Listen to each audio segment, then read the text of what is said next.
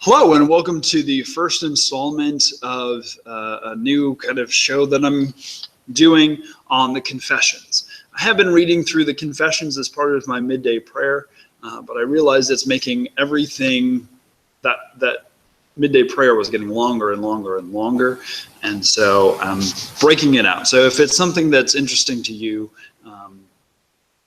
keep coming back to these, and they're not as tied to a date as well, so you can go back through and kind of read all through. Anyways, we are working on the second Helvetic confession, so I thought I would do the introduction kind of again. This again was in one of the midday prayers, but here we are.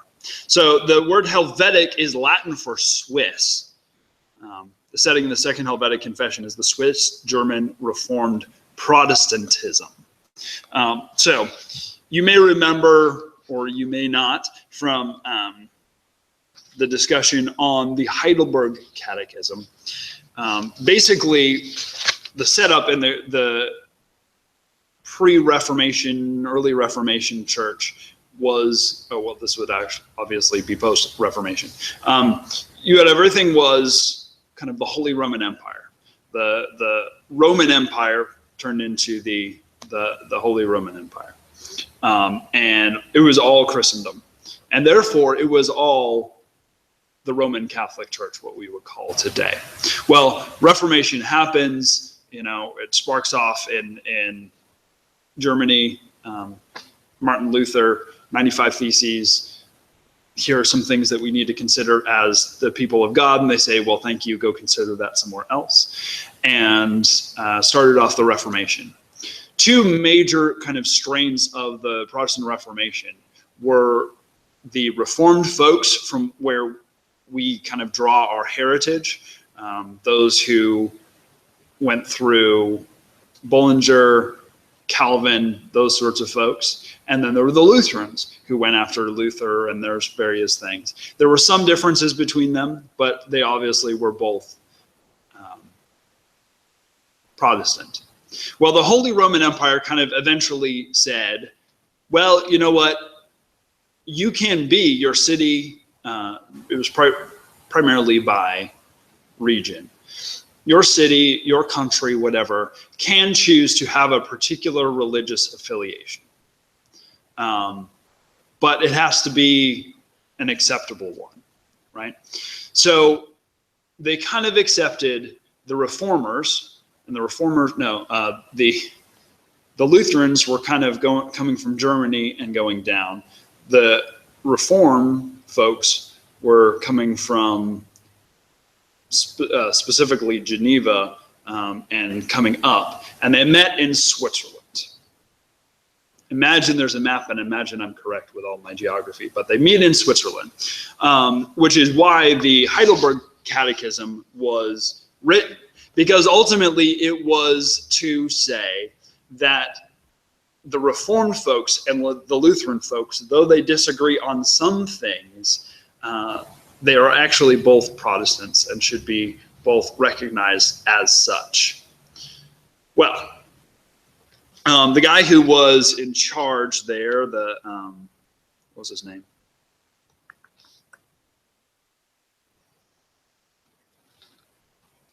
Sorry. Anyways, let me go through. Okay, after the great reformer Ulrich Zwingli died in battle in 1531, Heinrich Bullinger succeeded him as minister of the church in Zurich. Bullinger was a model Reformed minister, a preacher. He expounded scripture at least twice a week. A scholar, he wrote Latin commentaries on many books of the Old Testament and on every book of the New Testament except for Revelation.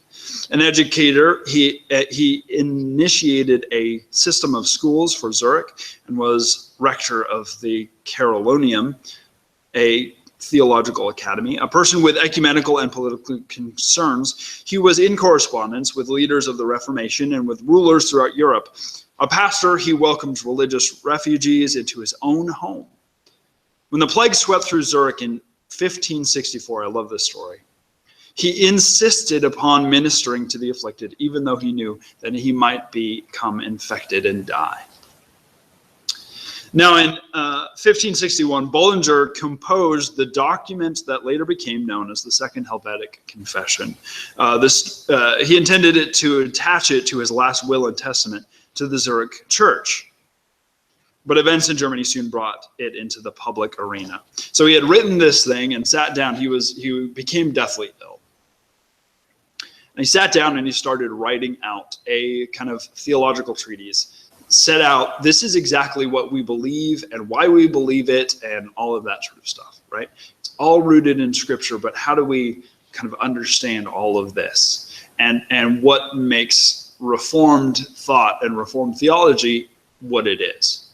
And he thinks that this is kind of a final gift to the Church of Zurich. I'm going to die. I'm not going to be around to teach this stuff anymore. So I'm going to write it down in a way that is kind of easy to digest, or at least to reference. And so it's something that will go after me. Well, he actually got better from this ailment and kind of put it away and said, I'll use this later. So the publication of the Heidelberg Catechism created trouble for the man who had ordered its preparation. Lutherans considered it too reformed in spirit, and they demanded that Frederick the Elector, that's the guy's name, governor of the Palatinate, be brought to trial for heresy. So the Lutherans think that it's too reformed, and so they call up Frederick the Elector. Not a theologian himself, Frederick turned to Bullinger. He offered Frederick this confession as the basis for his defense. When the Imperial Diet, the ruling body of Germany, met for trial in 1566, Frederick was exonerated because he had this thing from Bullinger that said, this is exactly what the Reformed faith is, and kind of sets it out. They were able to look it over and say, okay, yeah, it may be not exactly what we think, but it makes sense. So here you are.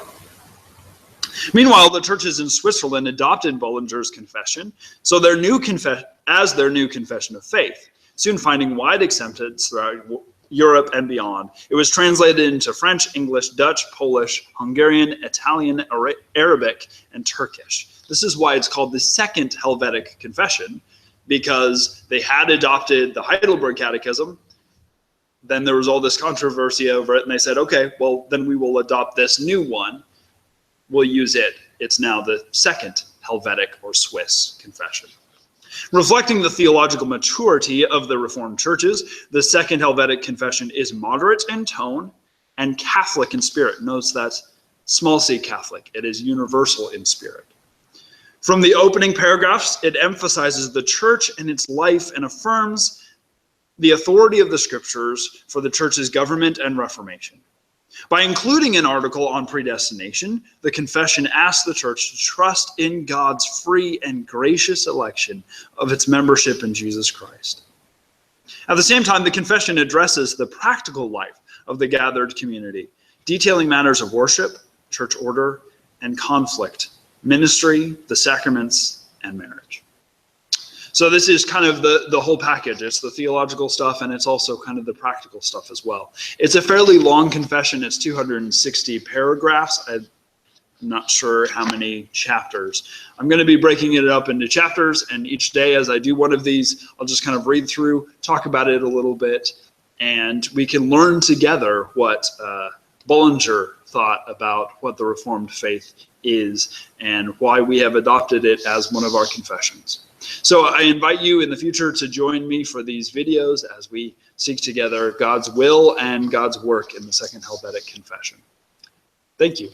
Of course, always go to our website, faithpresbyteriansc.com, for more information about who we are and what's going on. Also, if you like this, if you're studying the confessions, if you're a new elder and you're kind of working through this stuff, if you're a seminary student, and you've stumbled across this, share it with somebody else. I hope that this is going to be a good resource as we all learn together what God has to say to us through the Second Helvetic Confession. Thank you for joining me. Have a blessed day.